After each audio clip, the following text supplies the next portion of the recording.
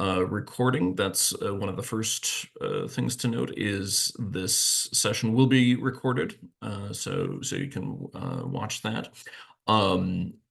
There are live closed captioning available, so pop in the chat if that's something that's relevant to you, and I will see if we can link you up with the tech people who do that. In terms of timing, so we have 90 minutes to go through 3 presentations. So we're gonna expand out a little bit. I'm gonna say 18 minutes for each presentation. And I will give our speakers a 5-minute, a 2-minute, a 1-minute, and then we gotta wrap it up. But then that should allow us a solid, 30 minutes or more for question and answer at the end. The way the Q&A works, and again, probably a lot of people familiar with this have done this before, but just in case you haven't, is put any questions you have into the Zoom chat, and please make very clear which of the presenters, which of the presentations you're addressing in that question. And I'm very pleased. So Parama Chowdhury will be our fantastic chat chair, who's going to sort of manage those, and then I'll be able to kind of spit those out at the end. So let me see if there's anything else I want to go over. Recorded. Good. Okay. Please do stay on mute when you're not presenting, just so that, when the toddlers come running for the room screaming, that's that. And let me, and then also, please, at least for when you're presenting, please have your cameras on. Obviously, cameras are optional for everybody else. So let me hop over and introduce, I'll just go through all of our 3 different presentations for today. So first up, we have Don't Crash the Economy with Teresa Alafita, Anastasia Smith, Susan Skinner, and Sarah Wellham. Okay. Second, we will have How to Prove It Using Polyocycles in Undergrad Math for Econ, Shomak Chakrabarty.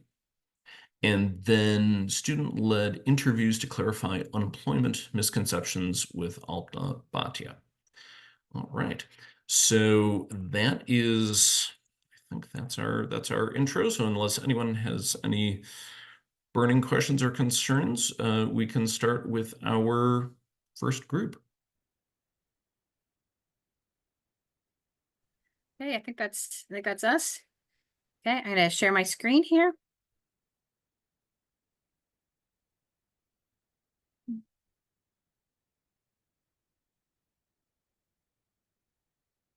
So, I'm Teresa Alafita. I'm happy to be here this morning with my colleagues, Sarah Wilhelm, Anastasia Smith, and Susan Skinner.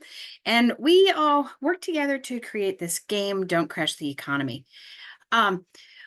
We were motivated to do this because our students really struggle with macroeconomics. It's a topic that we've seen over years of watching their test results come in, that's one that's kind of low. We've tried a lot of different interventions to try to help them, and we're just always looking for new ways to do that.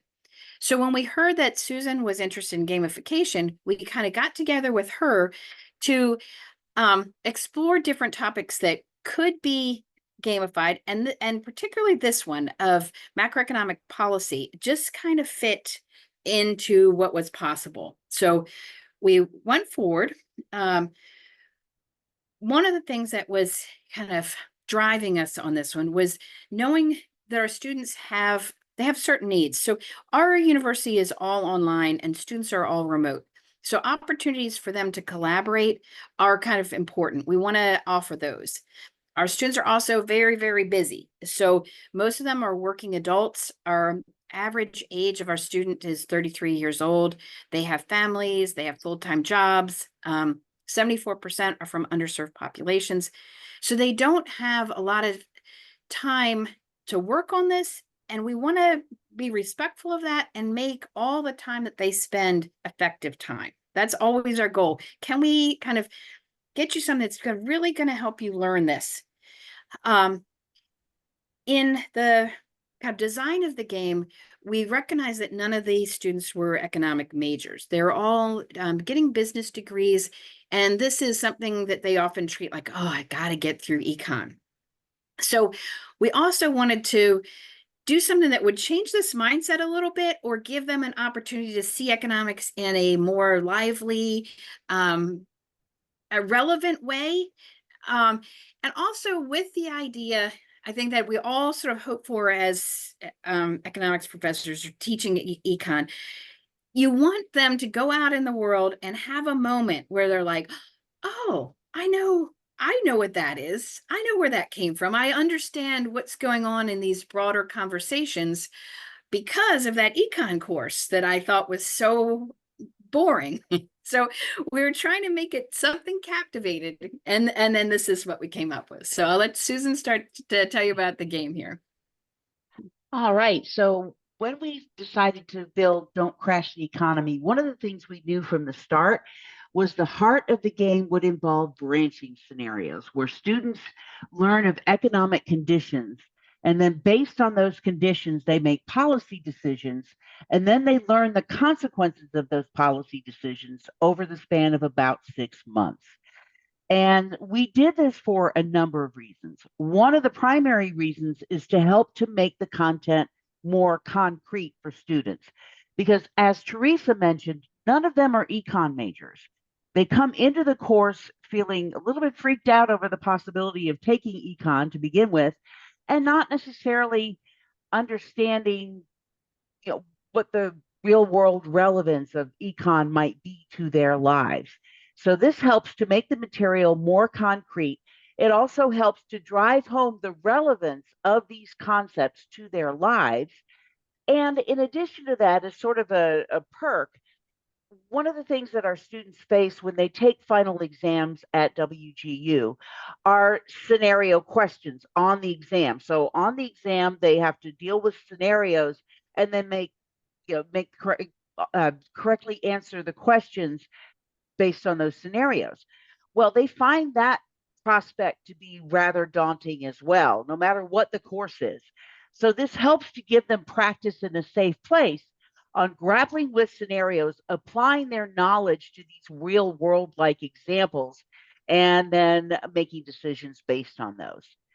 In addition to those game mechanics, branching scenarios, policy decisions, and consequences, we did include other mechanics as well, including points and progress bars and avatars and others as well, both to make the game more engaging and fun and to address what motivates our students to play games and to stick with this game and learn the material.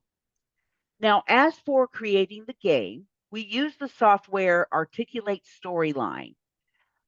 For the briefings, though, we presented those in the form of videos, which we created in Beyond. So we'll show you what that looks like. So we start with an introductory video where this young person, Maya, wakes up and she thinks she's going to have one of her typical days. But she hears a knock at the door and a messenger is there to let her know that the ruler of a far off land has taken ill and needs to step down. Unbeknownst to Maya, she is not only distantly related to this ruler, but she is his only living relative. So she needs to uproot herself and move over to this far land and serve as its ruler. She's not an economist, though, so she needs to hire a chief economic advisor, and the student takes on that role. So then what happens next is the students are introduced to Maya and their advisory team. So this is a screenshot from a video from one of the economics briefings. So we meet Maya, the president of this fictional country called Marylton, whose economy is eerily similar to that of the United States. Not sure how that happened.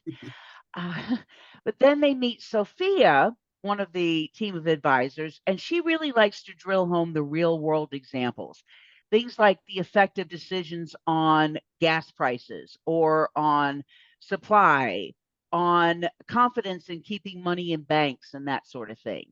And we bring in visuals from those sorts of real world examples to help give a little more life to the videos as well. The videos don't just take place in this room. We bring in other visuals as well.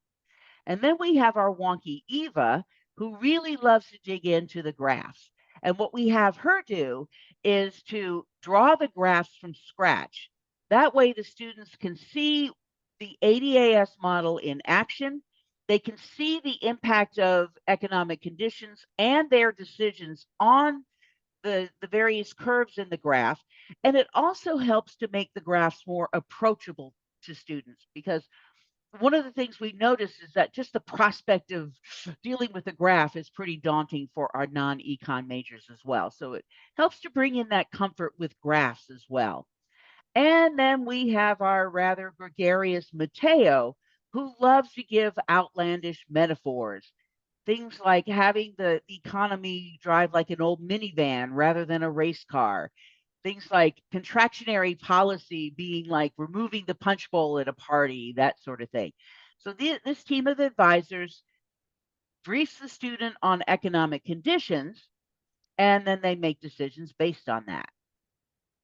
So the narrative is structured around 3 different scenarios. The first one, the challenge that the students face is they need to fight inflation.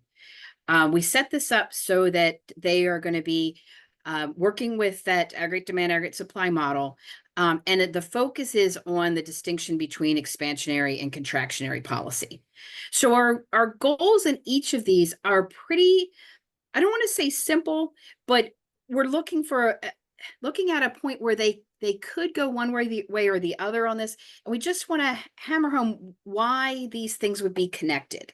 So when you're going to fight inflation, you don't want to use expansionary policy. And if they choose the wrong thing there, they're going to see feedback of, oh no, you made everything worse.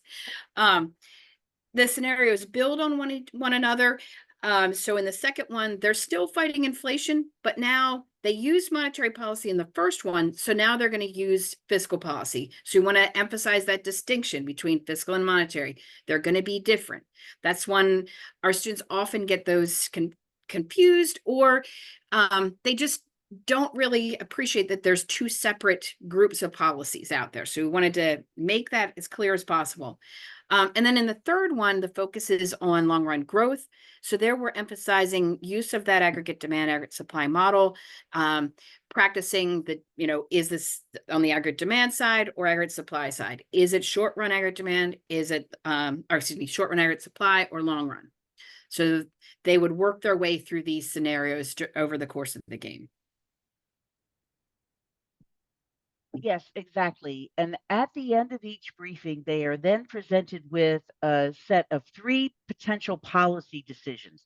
They have to decide which would be the most appropriate policy decision. So they come to a screen that looks like this, and you can see that there is a way for them to get a summary of the economic conditions in case they didn't pick up on everything in the actual briefing. And you can also see the maximum number of points that they may earn for that particular scenario. And we do that because when students make the correct decision on the first try, they gain more points than if it takes them more than 1 try. But anytime they make the correct decision, they do gain points. And anytime they make the incorrect decision, they lose points.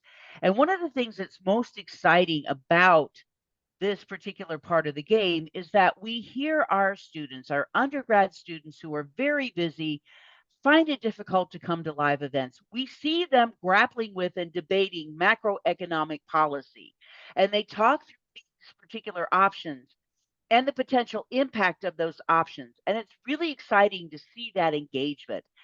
But at this screen, they make that decision, and these buttons are interactive, so they choose which of the options they would go with. And then after that, they have another video briefing that helps them to learn what the consequences of their policy decision was. And again, this spans a time frame of about 6 months. So it's not, sort of an instant kind of thing, but this is how decisions impact the economy, both in the game and in their real lives. So it kind of gives them that real world, concrete example of what may happen, and it helps to drive home the concepts as well. And then following the briefing, they have this written feedback, and you can see that they determine how many points they have accumulated up to that point, and there's a progress bar and so forth. And in this way, we hit various modalities of teaching as well.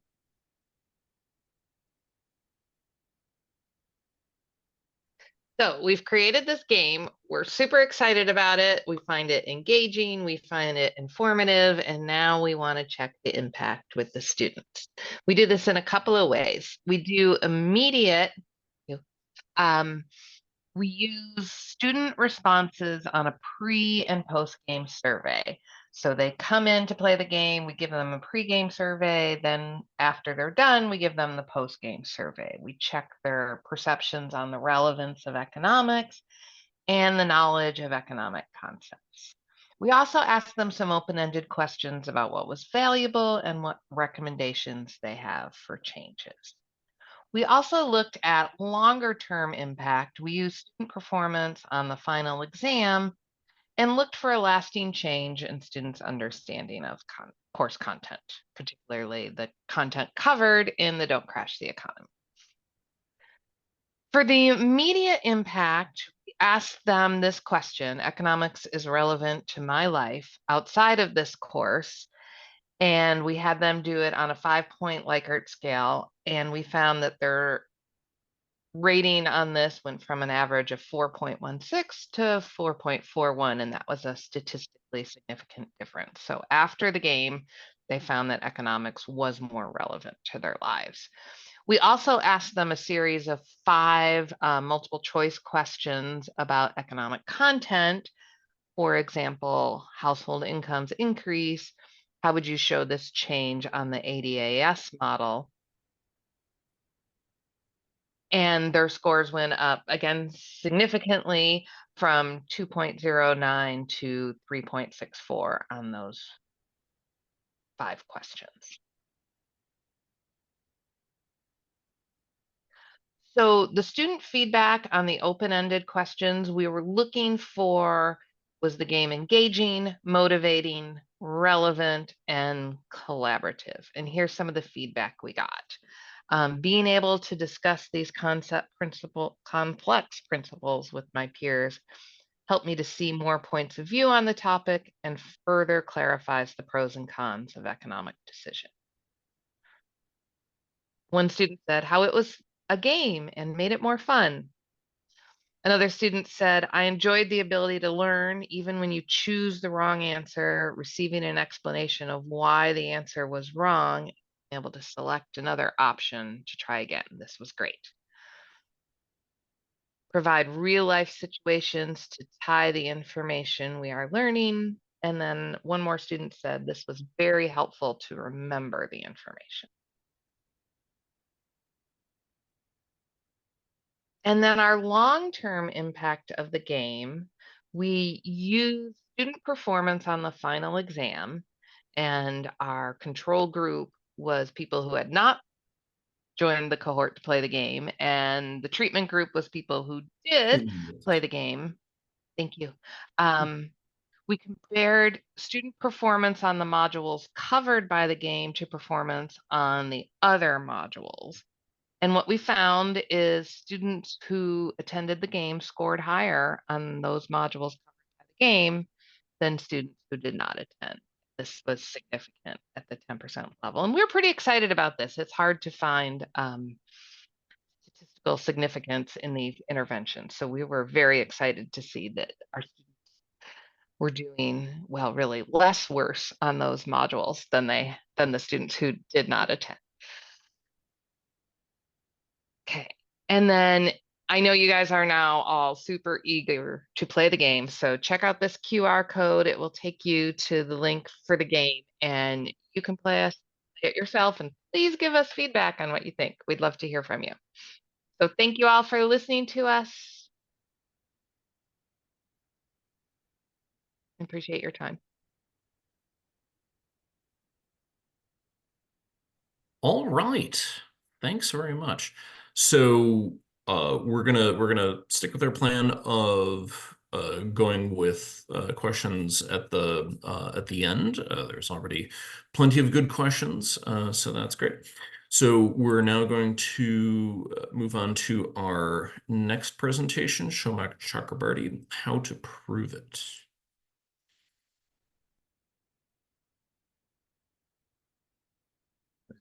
Share the screen first. Let's see.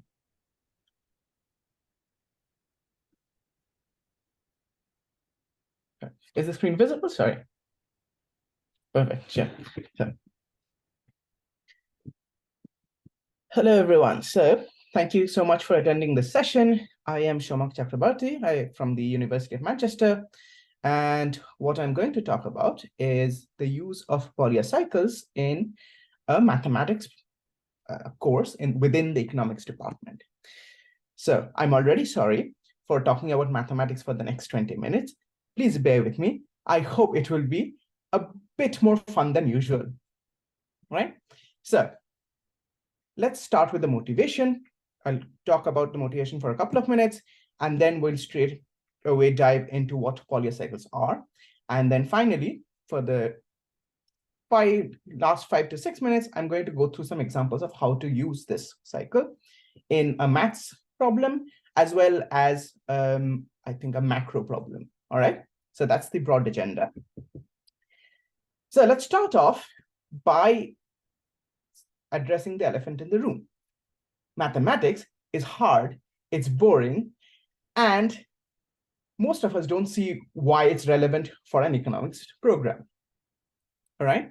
Unfortunately, the way that the discipline has moved, mathematics has become an integral part of the discipline, no matter what field you're interested in, be it microeconomics, be it macroeconomics, be it development, be it which I think I'm missing some IO or anything, whatever you want, mathematics has become an integral part of it.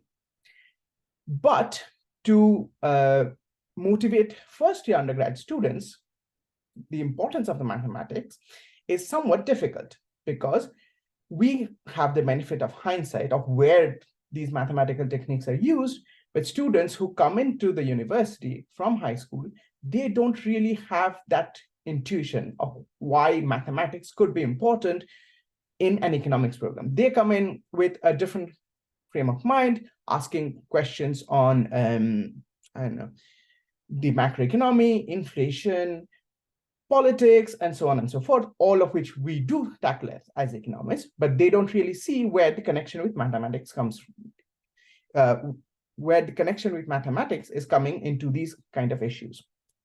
All right.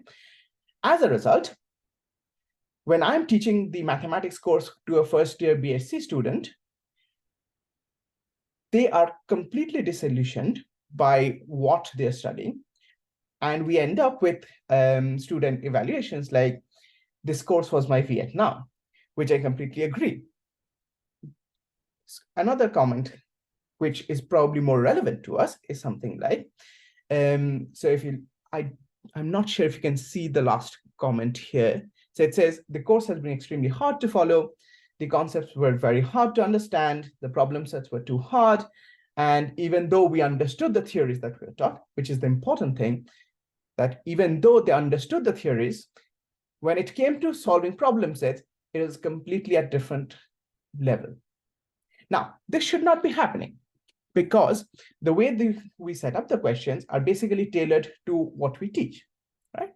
So why is it that students seem to understand the theory, but when it comes to solving problems, for instance, they're completely at a loss? And having talked to students for quite a while now, this, among the many different issues, one possible issue that students seem to complain about is the way that mathematics is approached in school or vis-a-vis a university. So in school, we typically follow a recipe-based approach. And this is also typically followed in introductory mathematics courses in the university. For instance, what I mean by a recipe-based approach is basically something like, all right, to find the maximum of a function, you take the first order derivative, set it to 0, solve it, that will be your maximum. All right. Or these are some rules of differentiation. Now use these rules to differentiate this particular function for me and give me the answer. So there's a basic set of rules that the students can look at and follow, and they'll arrive at the answer directly. Right.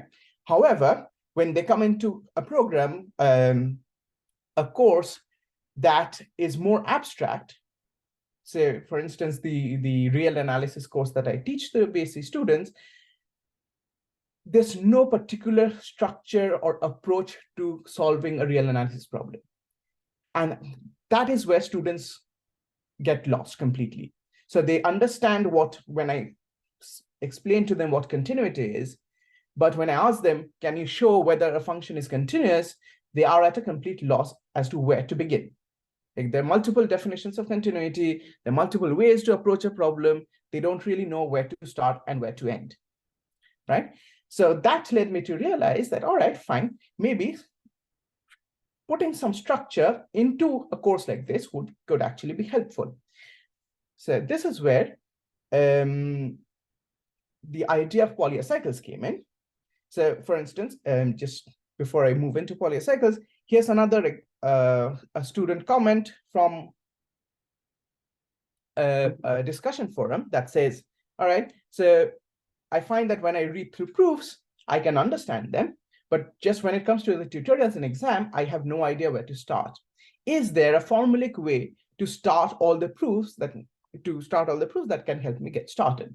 So this is a genuine concern among the students, that even though they can appreciate the mathematics, they can appreciate the technical rigor or whatever, but when it comes to them trying to solve a problem or use those techniques, it becomes an issue.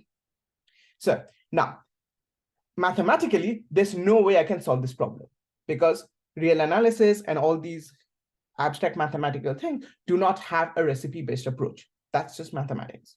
What I could do is to provide students a bit of a roadmap, right? All right, how do you approach the problem? When you see something like this, how do you approach it? How do you start off a problem like this, right? And that basically led me to this idea of Polya cycles, which is attributed to George Polya. He came up with a broad idea of these kind of cycles later on in his life. All right. Now, this is not a recipe. I should state it right at the beginning. It's not a recipe to solving problems, but rather a roadmap or a heuristic approach to provide some structure to problems. All right. So that's what we're going to discuss for the next 10 minutes or 8 minutes. All right. So what are Polya cycles? So this is, as the name suggests, it's a cycle. The cycle starts off with understanding the problem. All right. So if you're given a problem, the teacher has given you a problem. How do you want to solve it? You first understand the problem. Then you make a plan. Third, you have to execute the plan. And then fourth, you have to look back and reevaluate what you have done, right? And that gives you further understanding of the problem itself. Now, if you look at this cycle just as it is, it may seem quite obvious.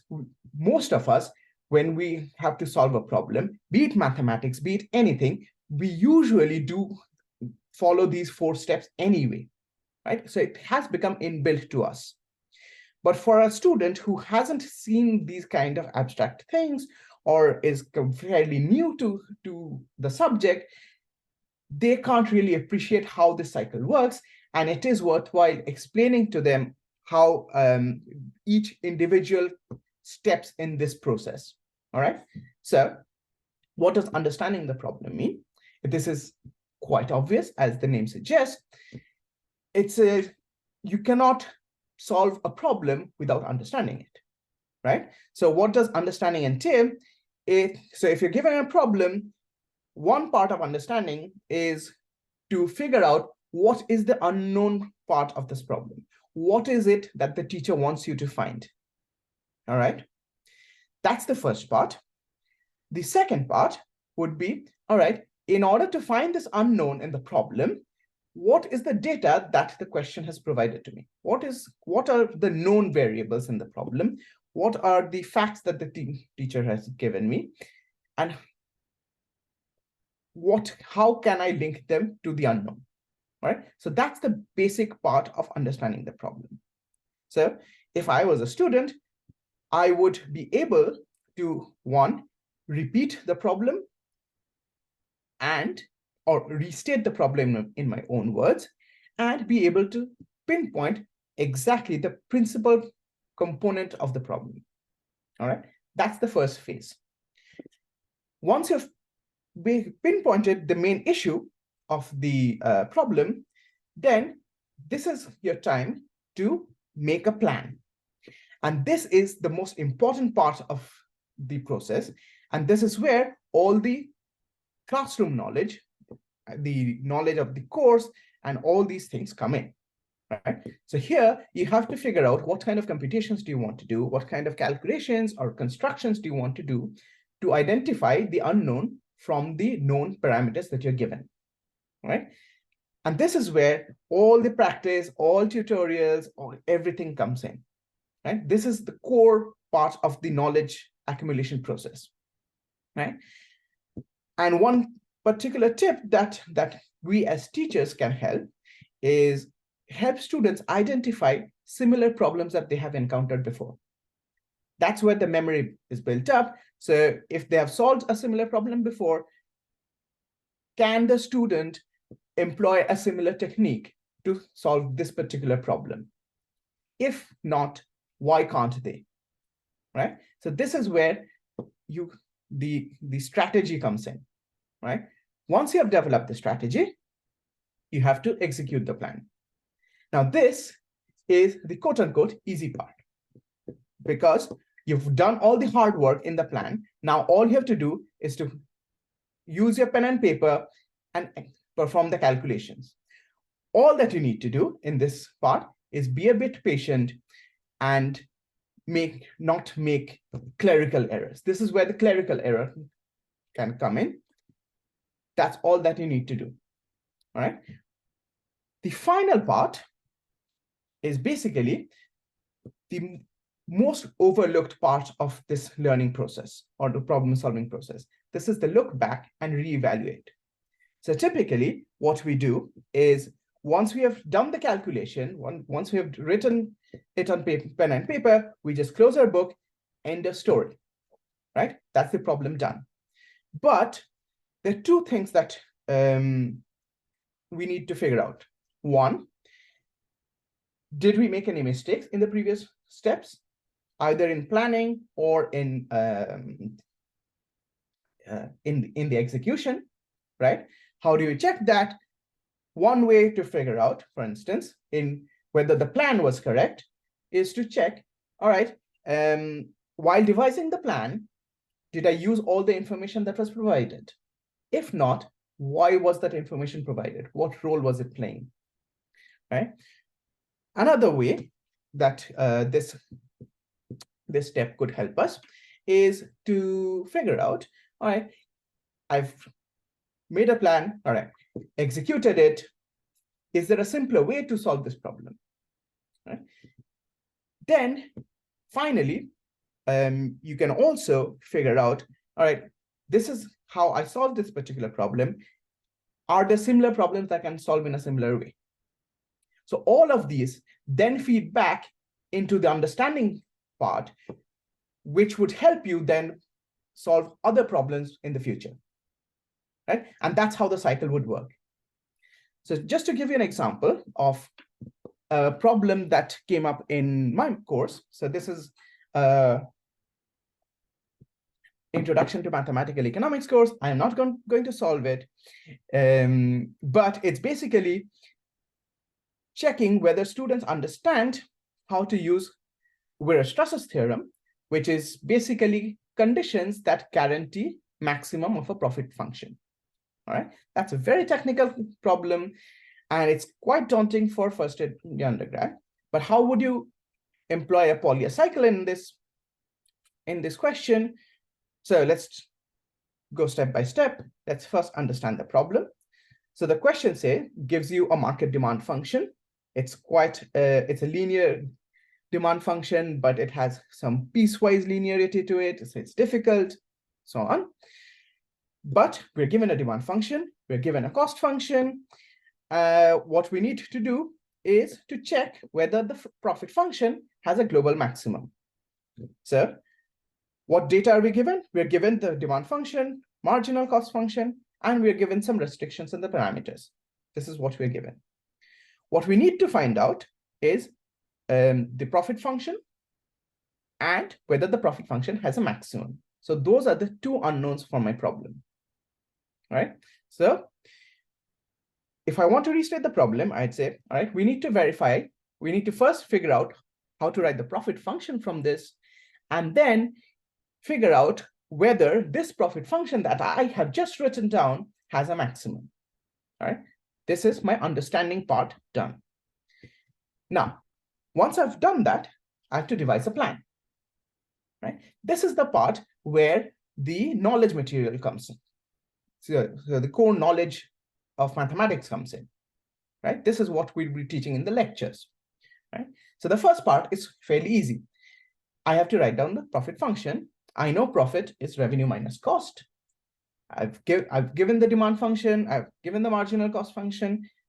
I can calculate the profit function easily. That's it. Profit is done. Now, where the mathematics comes in is to figuring out where. 2 minutes. Perfect. To figure out how to guarantee the existence of a maximum. And the student would realize that, okay, this is a particular use of this theorem called Weierstrass's theorem. Now, once you identify that, you know how to devise your plan. You need to figure out whether the conditions of that theorem are satisfied. All right, that's your plan done. Now, you execute the plan. So Weierstrass's theorem requires that the function must be continuous, domain must be compact, so on and so forth. All right. All you have to do is then open the lecture notes, look at the definitions of continuity, look at the definition of compactness, and verify the profit function that the student has written down actually satisfies continuity and compactness. Execution is done. Now, 1 minute. Yes. Finally, what you want to do is to look back and reevaluate. So one thing that you can do is, all right, I did this problem. Is it, could I have done it in an easier way? Perhaps an alternate definition would have helped. Alternatively, you could also figure out, all right, I didn't really need to show both the function is continuous and the function is domain is compact and so on and so forth. I could have just shown one and my answer would have been complete. So henceforth, if I have to have a similar question, I'll just use one of these properties. All right.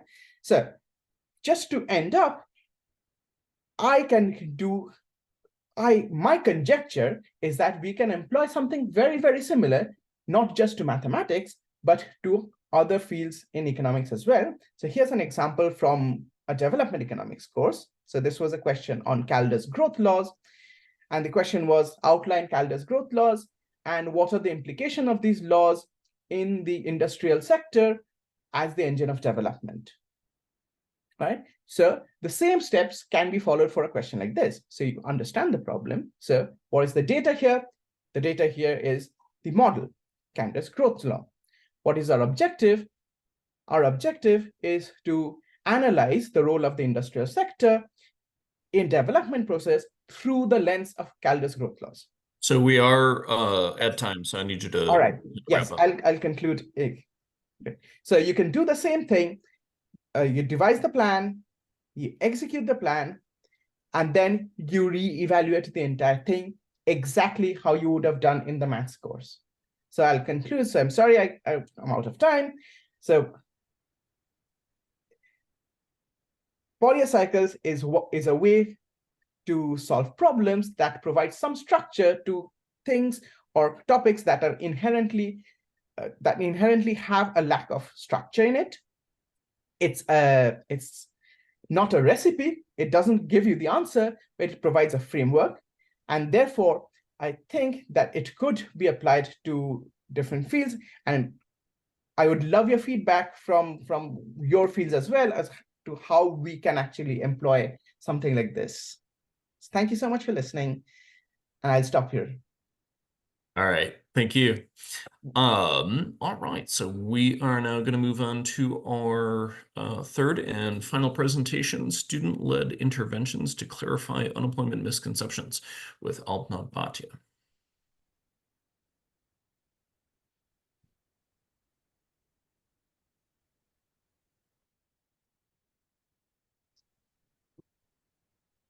You're muted, Alpna.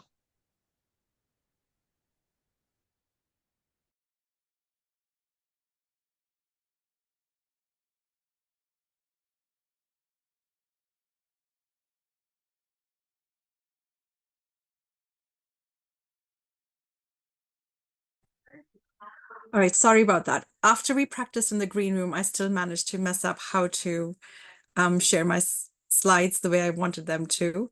So let me try this one more time. All right, I think I have it. Do you guys see it? Perfect. All right, so hello everyone. My name is Alpna and I teach at CU Boulder.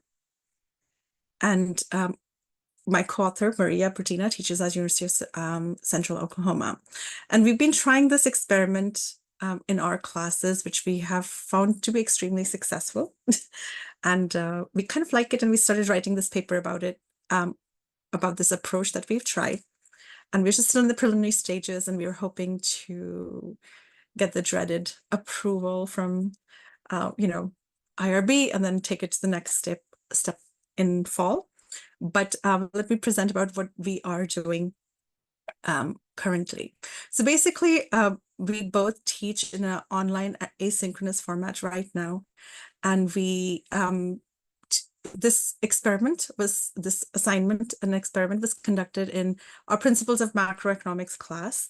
And we are really trying to see if we can get students to engage more and buy in more and relate the concept of unemployment, and then later on more concepts to their lives. So as most of us know, that students coming into principles of classes are coming in with lots of preconceptions and a lot of misconceptions, and they know everything, especially in where I teach. They know everything. They want to know more about the stock market. That's not what I'm going to teach them, but that's what they want to know more about because they know everything else. And if they don't know everything else, someone in their family knows something about it. And it's a big struggle sometimes to just get them to get to the point where, where we are going to be is very different from where you want to be, but it's okay because you still need to learn these things. So students bring in a lot of preconceived information misconceptions. And a lot of our work is kind of influenced by this thinking that you need to have some way of connecting new concepts to the knowledge students think they have in their head, this idea of generative learning. So that's kind of the only way to start getting them to correct their thinking. There's sort of three broad categories of misconceptions that students bring into our classes. Often it's sort of a linguistic mindset. They're just the way economics is using terminology is different from common English usage. So needs versus wants, scarcity versus rarity, shortages. Students just need to know that we are using them specifically in a certain way to kind of to get to certain ideas that may not be just a common idea floating around. Then of course there's this sort of physical mindset that's just like, shifting of the supply curve is different from movement along the curve, and we have to know how to do these things.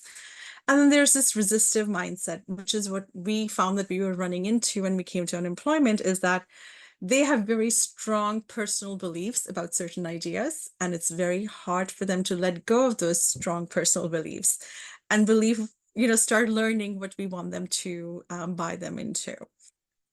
So there's kind of a lot of work being done around this that you can tie in.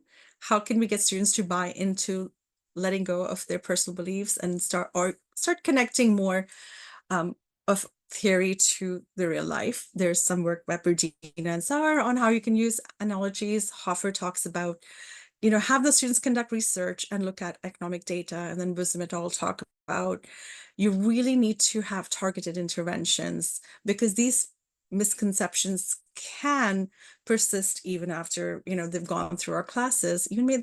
So we need to really figure out what we need to target.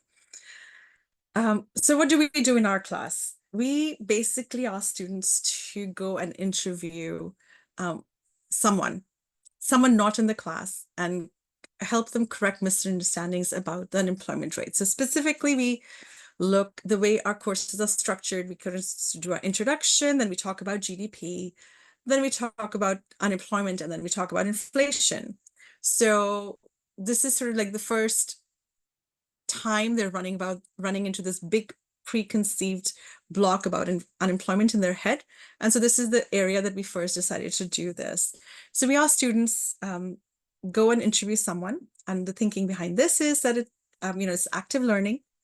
It will lead to deeper understanding of a concept. It is leading to peer interaction in an asynchronous online class, and has a social learning component to this. And so these are the questions that we or instructions that we give them. We said, all right, we've covered the lecture on unemployment, so just review what we've done in class. And we ask them to kind of just keep it in the back of their mind. We're not testing their knowledge at this head. We just tell them, review the lecture. Then we ask them, do you have any misconceptions of employment? What are they? Just be open and honest about it. There's no wrong answers here.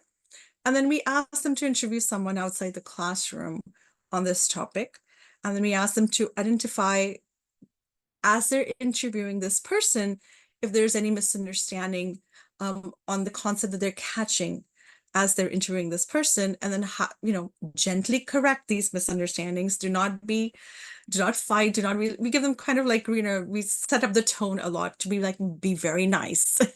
And then we also ask them afterwards to reflect on how this experience went. How, where did they catch someone going wrong? Did they feel comfortable? Did it resonate with them that person was having this misconception? Because did they have this misconception before? And then we ask them to discuss this experience with their peers. So that's the interactive part of it. So what are some of the misconceptions about unemployment that our students acknowledge that they have? Well, the biggest one is that exactly what does unemployment measure? To our students, unemployment should measure everyone without a job. Or, it's a percentage of the population without a job is the unemployment rate. We want them to get to the point that only those who are actively seeking work and are part of the labor force are unemployed, not just anyone who doesn't have a job.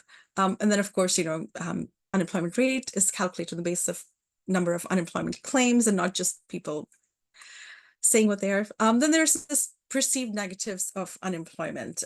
Students want there to be 0% unemployment because unemployment's got to be bad. And, you have 0% employment, or you have 10% unemployment, or you have one friend who didn't find a job, the economy sucks. So we have to work through all these, and we kind of just try to have fun with these ideas before saying it's okay to be here, but know that economists are looking at it slightly differently. So we start with this idea, it's okay to have misconceptions because we know we have to change them. And then, of course, sometimes that people who don't have a job because they don't want a job. They are not looking for a job. So that's the other side that we have to kind of work with as well. So what are the interview questions? Because it's the principal's class, we give them the interview questions. We've just recently tried this assignment in intermediate and advanced classes as well. And we've asked the students to generate the questions that they would ask themselves. And we've had like a sort of fantastic set of questions come up there as well.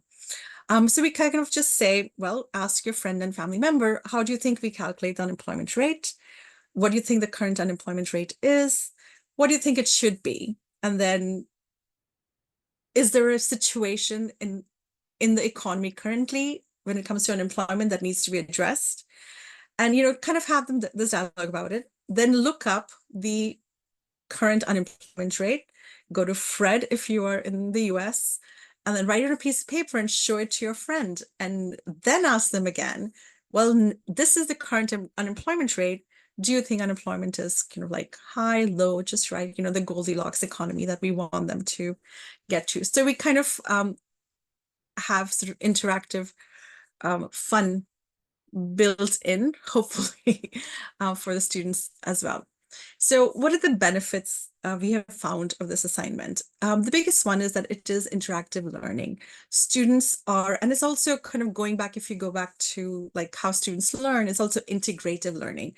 They're taking theoretical knowledge and they're applying it in a very practical context to a dialogue that they're having with someone. So making it more memorable and impactful. They're also learning by teaching. So they are relating experiences, becoming teachers themselves, also learning how to communicate in, not just being like, well, you were wrong because my teacher told me you're wrong, but be nicer about it. So it also encourages communication and problem solving, hopefully, abilities. We also, there's this peer learning and community building because we all start with this. We're all in the same place. We all may have misconceptions. We all need to learn this idea and we all have to struggle through this. And then there's this multimodal engagement idea because they can turn this in as a video assignment. They can turn it as a podcast assignment. They can, they can do a poster, PowerPoint presentation, however, which way they feel comfortable turning it into us. And then there's sort of this incentivization and sort of like a fun game element that we build in by offering extra credit at different points of the assignment for them. So one more thing I should say, this assignment's also actually a really fun assignment in the age of AI because it's very hard to use AI to answer questions in this assignment. It's very hard to say, well, I'm going to take these questions and, put them through AI and just get this when I'm supposed to be meeting with someone and talking to someone and getting these answers. So there is a more active engagement component than just passive consumption that's taking place here. There's social interaction that's taking place in the real world application. And there's this human element, which is very hard to fake. So in the age of AI, this is like a great assignment if you want assignments that ask you to show that your students are like doing in the work, so to say. And I think there's a huge room for adaptability and improvisation in this assignment as well. For the first time, I had someone say they couldn't find someone to interview. And then I said, well, okay, let's interview AI. And I worked with them in interviewing AI and to see what answers we would get from AI and what they could take from there. So that was kind of an interesting outcome for me as well, to see that how we could adapt this assignment there. What's the feedback that we've gotten from students in there? Students really, really like this assignment. And overwhelmingly, like I said, the first time I had a student say, I couldn't find someone to interview, and we kind of found work around it. But over the last year that we have had about 200 students in our classes and implemented this assignment, the feedback has been that they've really enjoyed this assignment. We've had this acknowledgement that we are interacting with our friend or our family because you made us interact with our friend or family. And I've had a student said, well, I actually was able to talk to my grandfather because of this, and I wouldn't have thought of approaching them. I've also had students say, well, I interviewed my father, and my mother wanted in it as well. So, we've had them turn in multiple, and they'd be like, can we do extra credit? I'm like, no, because it's extra work for me. So you could still do 2 parents, but only, so we've had this kind of buy-in, not just from the students, but also from their extended family, who are kind of like really excited about that we're actually teaching something to their students. Students acknowledge that it has improved their understanding, and students acknowledge that they remember these things more because they have talked about this more, and they've talked about it from a perspective of correcting others. And the best part is it's not difficult to complete. It's, a lot of points for the assignment is just completion points. We're not grading them on correctness. Did you approach your friend or family member nicely? Do your friend and family members know economics correctly? Those are just completion points. So it's something that students don't find very hard to buy into, to agree to do the assignment. From the inspector perspective, we feel that it's an assignment students do engage in. So we see increased engagement in this assignment. Students share positive feedback, so that's always good. And it's easy to grade on our end too, because again, we're not grading for correctness for bulk of the assignments till we get to the point where students are talking about what the correct answer should be. And it's quite fun and enjoyable to read. The quality of classroom discussions has increased, but we want to really test it in terms of like, is it improving student learning? Is it improving all discussions? Because this is happening right up front in class. Do students maintain this sort of camaraderie that they have built in this assignment throughout? So those are the 2 things that we really do want to test. Some of the challenges, like I said, the first time I had someone who said, I just can't find anyone. We've had a couple of students who said we are in different time zones from our family members. So we had a logistical issue in arranging interviews, but it's out of 200 students, being like 2 students. And then we've had some students who are like, do we really have to do this? Can I not just write a paper? And we're like, no, you really do have to do this if you choose to do this assignment.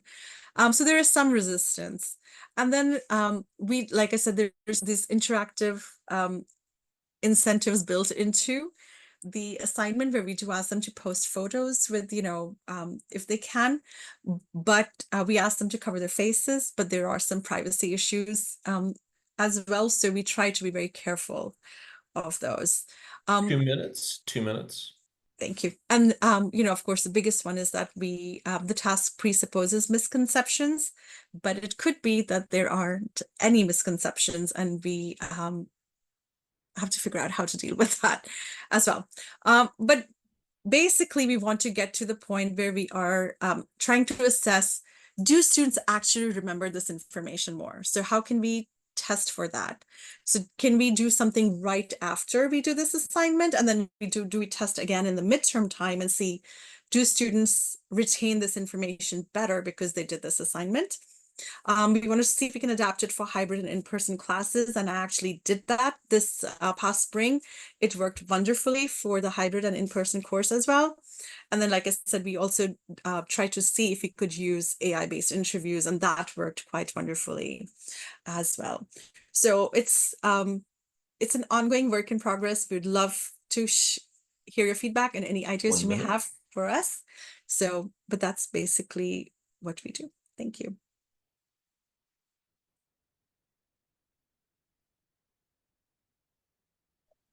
That was great.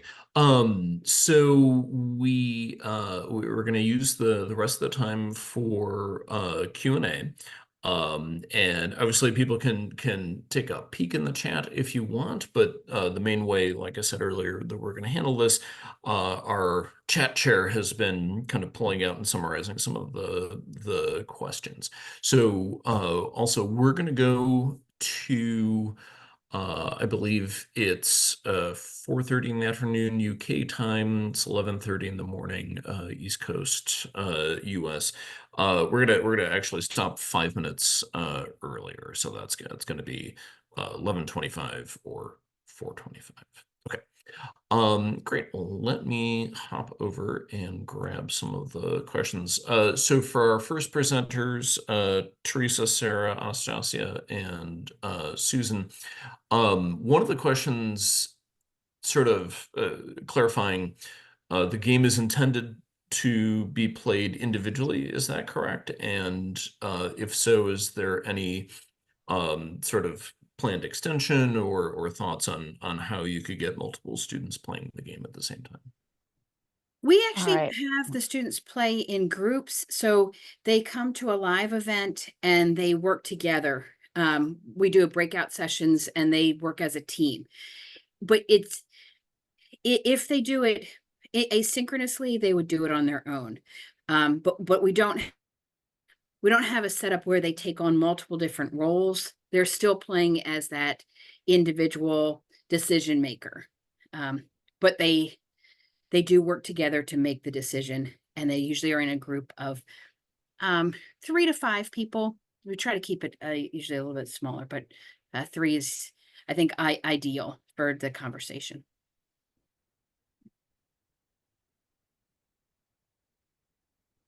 Any other comments from that team? All right. Next question is for Shomak. And that gets at this idea. So one presenter was very excited, sort of this kind of, can you restate the question? Because a lot of students just kind of, blow right past, think they know what the question is and they really don't. So the questioner or the commenter found that was a super important step. They're asking kind of, how do you get buy-in, or how do you incentivize kind of slowing students down enough to kind of restate the question, make sure that they understand what it is? Yes, so it is a sort of tricky part of this process. But what I typically do is throughout my lectures, throughout tutorials, I always follow this step, because students, for better or worse, they often think mimicking a lecturer or a tutor would fetch them higher marks, higher points. So as a result, what happens is, if I follow this particular procedure, most likely, on average, students are going to follow similar procedure. But what I often do is, for instance, at the beginning of the semester, say, for instance, for the first 3 or 4 problem sets, I would set the questions in such a way that they have to answer these questions. So I'd give them a question like the example that we talked about. Find whether a profit function has a global maximum or not. So I'd write the question down, and it'll have 3 or 4 subparts. The first part of which would be for the students to explain the question in their own words. What are the key points in the question, and what is the known and unknown? And they would get points for it. So there is incentive for them to answer it. And the next part of the question would be the next step. Like, all right, once you've identified the known and the unknown, in words, explain how you would connect the two. I don't need the math. I just need an explanation. So what that does is basically builds up this logical argument within the students, and they get points for it, which we often don't, because that we think that would be implicit, and what the students would get points for is the actual mathematics. But now that they get points for the unknown, for stating the unknown, going through that process itself, that actually helps them. Does that answer the question?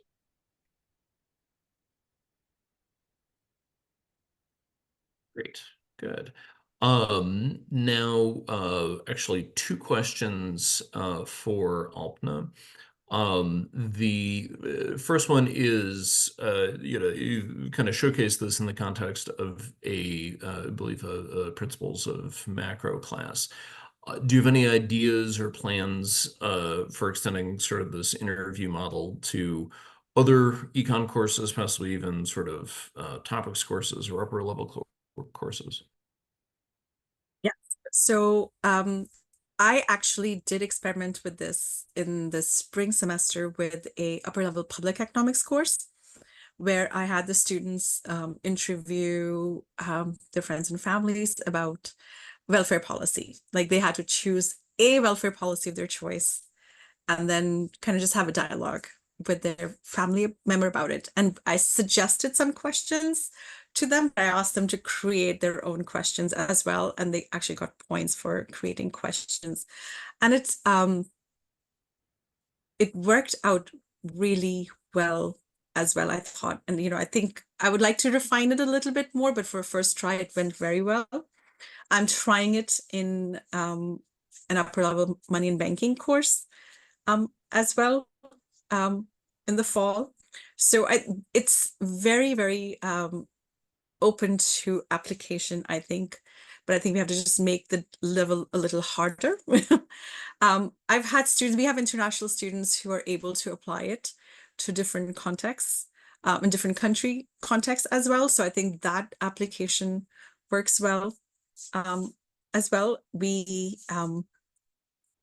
We've tried, one of the things that we are thinking of trying is to see if we have some students do this on unemployment and then have some students do it on inflation, and then ask, like, I think there was a question on, like, does minimum wage affect unemployment, and then ask a question that's specific to the unemployment one and see if that leads to different outcomes. So yes, so I'm trying, I love experimenting as long as I enjoy it and my students enjoy it.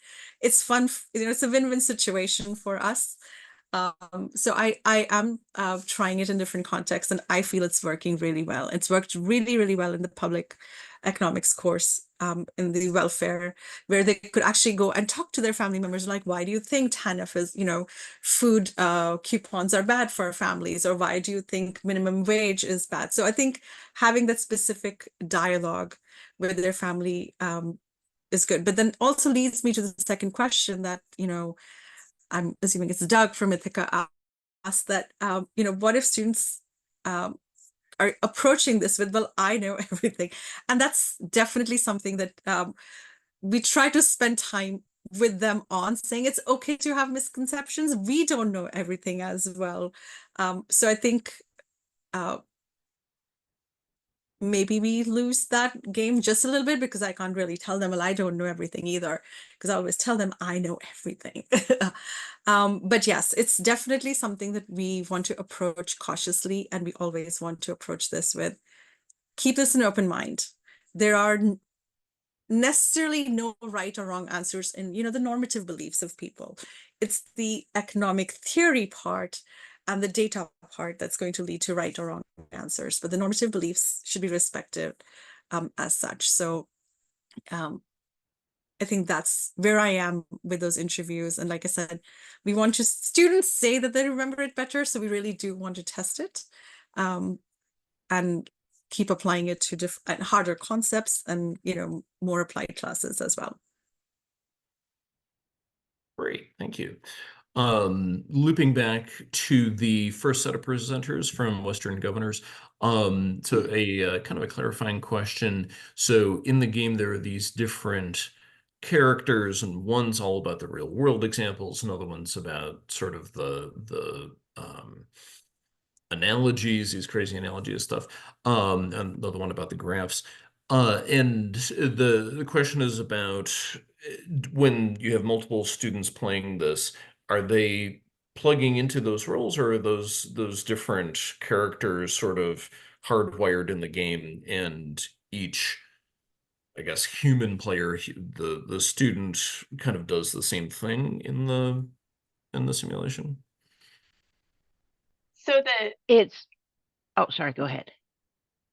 I would say the digital characters, if you will, are the advisors who are behind the scenes explaining the situation that's going on. The human actors, the students that are actually playing the game, they're the ones who ultimately make the policy decision. So within that room, one of the students is sharing their screen and they're actually doing the click through and choosing what the team decides on as far as the correct policy that they want to try out. So the students are reacting to the actors, which are those digital faces, and they're hardwired in. They're going to provide the same scenario over and over. That's part of that script. And then the students are making the decisions as a team. Does that help? So if we're talking about like the first case is, we're in a inflationary gap, and Eva's going to draw the graphs for us and show us what that looks like on the graph. And Sophia's going to talk about, people feeling this at the gas pump and the grocery store. And then Mateo's going to talk about how the economy is a minivan driving 100 miles an hour and the wheels are going to come off if we don't start slamming on the brakes. And then So the that's students in will- every scenario. Yeah. And then the student is the advisor that listens to the advice from these three actors, and then the student team makes a decision together.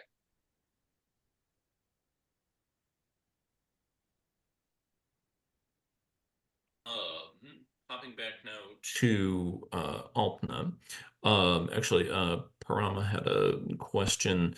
The sort of contrast between the way economists and this very database way of thinking about the world versus what I think a lot of people are calling the vibes, this idea of if your friend doesn't get a job right away, then the economy is terrible. So the premise is kind of interested just in more general, if there's other opportunities to investigate or other opportunities to dig into some of those disconnects between the way kind of the data-based answers versus the popular vibes out there. I think addressing, the database approach, unfortunately in principles classes, we don't have that much time. Definitely in intermediate and advanced classes, we do expect them to, we drill them right from the beginning, right? What's true for you is not true for everyone together in the economy. And that's this big assumption that you have to overcome and apply that. So we kind of and I think this is where it does help when they're talking to their family members and then they're talking amongst themselves, knowing that it's okay that we didn't necessarily approach this the correct way that the book wanted us to know. But, we're constantly showing them the data that we have. In the principles class, I'm not going to ask them to go get the data and, look at the data, but I show them and share them the data correctly, constantly. And so we kind of try and approach this with, well, what do you think is happening if, unemployment rate is 3.8%? Or if we're saying that the current numbers that came out tell us that the economy is doing good, but why do you feel that it's not doing well? Well, is there something particular that's happening? Is it a particular type of demographic that's being affected? So it kind of leads to sort of these richer conversations as well about, well, is that, the current recession current unemployment could be very targeted at people who current graduates, because they were overhired during COVID. So are those companies more like, the tech companies less likely to hire now because they're actually correcting for the overhires in COVID? So it leads to that kind of discussion that's a little richer. But it's not very data intensive at this point at the principles level. And it'd be really great if we could take this and say, keep thinking about this and keep thinking about how you would collect this data and how you would overcome this. Great. And then while Well, Upna has her mic on, just right straight out of the chat. Have you thought about a more shallow approach where they ask several people just a few questions? So I guess shallow and wide rather than, kind of more intensively on just one person. To be very honest, I hadn't, and now I'm like, yes, I want to do this. And I think this would be great if I could do this at like the beginning of the class and then just be like, go check, get some answers on unemployment, inflation, and GDP, and then come back. And then like revisit these answers towards the end of class. So I think now this approach is going to percolate in the back of my head and be something that I would really love to try out. Great. All right. So let me peeking at the list of questions again. So Parama again had a question for Teresa, Sarah, Anastasia, and Susan. Just if able to provide just a little bit more detail on kind of the technical development of that, so just sort of for a bunch of people who know econ but not software development, kind of how does that process go? Well, if I'm understanding your question correctly, to create the game, we use the software Articulate Storyline. Articulate is a suite of different software applications. And so we were able to create the entire structure of the game in Storyline, but the videos were actually created in video making software Vyond. So did that answer your question? So I'll let actually I think Parama is moved on to the I think she's also doing another session. So if I guess put it this way, if one of the people here in this session said, "Hey, I want to do that," could they just download those two softwares and go to town, or would it take, more sort of expertise?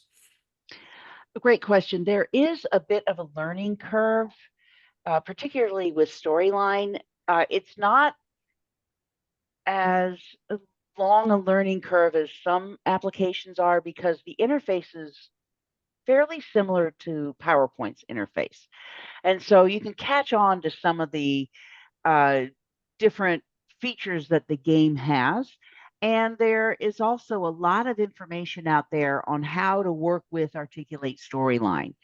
You can go to YouTube University and learn quite a bit there for free. In terms of Vyond, if you are familiar with video making software, it should be pretty comfortable. If not, there's a little bit of a learning curve there, but again, it's not that difficult. And there is a lot of information on how to use it out there as well. And both Articulate and Vyond have their own training sessions. So you can just download it and start to go to town. Just know that you'll travel a bit of a learning curve while you do so. Gotcha. Cool. And I was just, can I add real quick? Susan is, our game master. She has done a lot of training on games and, what elements does a game need to keep people interested and moving through it. And, the points, the competition, the intrigue, all of that. So that is an important piece to keep in mind too. Stuff that we would have never thought about without having had Susan's expertise on how to build a game. We had started another game. We had started another game and we were like, we're just clicking through questions. There's no motivating factor. And so we had to go back and sort of redesign. That's our next game we're working on. But that's just something to think about as well. Yeah, and Sarah makes a really good point. When I was working with this game with Sarah and Teresa and Anastasia, I was working toward level 3 gamification master craftsperson certification from the company I'm going to put into the chat. sentential gamification. And so Sarah's correct in that in terms of creating an engaging game that really helps to draw in the students, it does help to have some gamification training as well as understanding how to use the software. Great point. Great. A comment that I did want to highlight from Bill has got really interesting ideas, is relevant back to Alpna in the interviews. So when teaching long run growth, it says he has students interview the oldest person they can find, and what I like about this is very specific questions. So not just like, oh, what was it like way back then? It's sort of, how many states did they travel to when they were younger? The number of cars in their household, and the number of people that they shared their bedroom with. And he says that at least the first two track real GDP very closely. So that's a great thought. It's kind of continuing to go with any okay, back to the first presentation. Have you ever written any work about the important element? Oh, never mind. Just okay, good. So we have, I think we've chewed through most of the chat questions. And maybe in the last maybe about 2 minutes, we could take a live question if someone wants to unmute and just jump in there.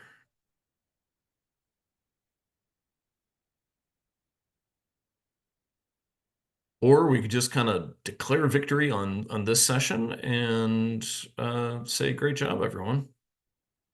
Should we do that? All right. Great job, everyone. I'm excited to actually dig into and even try out some of these ideas in my own classes. So thanks very much.